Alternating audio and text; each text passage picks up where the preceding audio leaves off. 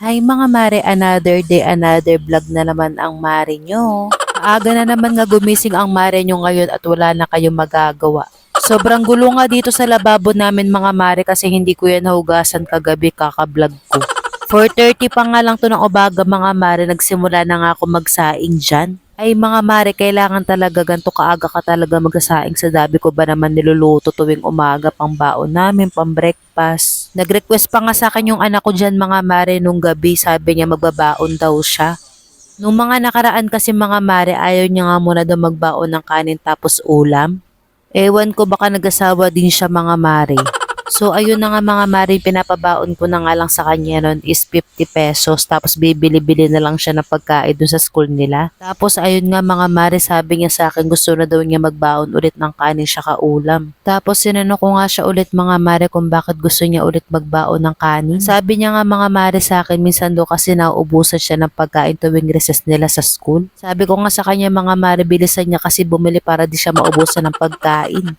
Anyway mga mare, ito pala yung lulutuin natin ngayon, itong Korean luncheon meat. Ito nga din kasing request sa akin ng anak ko mga mare, ito do kasing gusto niyang baunin sa school. Perfect kasi talaga to pang baon araw-araw mga mare tapos pang almusal tuwing umaga. Sa mga oras nga na to mga mare, tulog pa nga dyan si Kurt tapos yung papa niya. Di ko muna nga sila ginigising mga mare, gigisingin ko na lang sila kapag luto na tong pagkain na hinahanda ko. Luto na nga rin ako dyan mga mare ng 3 sunny side up. Yung gusto nga namin na luto dito sa sunny side up namin mga mare, yung malasado. Nung itlog talaga mga mare, hindi talaga to nawawala sa pang breakfast namin araw-araw. Itlog is life kami dito sa bahay. Gusto nga ako magluto dyan mga mare, sakto din na maluto na rin tong sinaing ko kanina. Kaya nga pinaghanda ko na kagad si Kurt ng almusal niya at gigisingin ko na siya ngayon. Ito nga yung eksena namin tuwing umaga mga mare bago siya pumasok. Habang kumakain nga sa dyan mga mare, isinugasan ko na rin pala tong tumbler niya.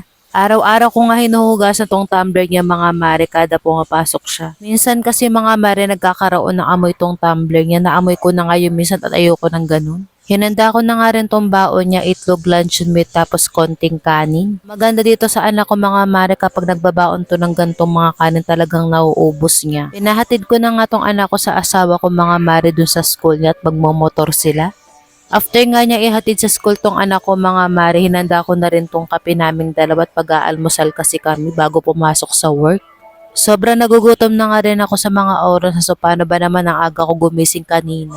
Buti nga is day lang yung asawa ko ngayon kaya hindi na ako nagpe-prepare ng baon niya. Pag gusto din niya kasi magbaon minsan mga mare, talagang tumatagal talaga yung pagluluto ko. Pero okay lang yun mga mare para din makatipid kami ngayon. Ang laking tipid kasi talaga mga mare kapag nagbabaon ka sa araw-araw pag pumapasok ka sa work. So after ko ngayon mag-almusal mga mare, maliligo tapos pasok na tayo sa trabaho. Hinanda ko nga lang ditong babaunin ko. Yun lang mga mare, see you sa next vlog.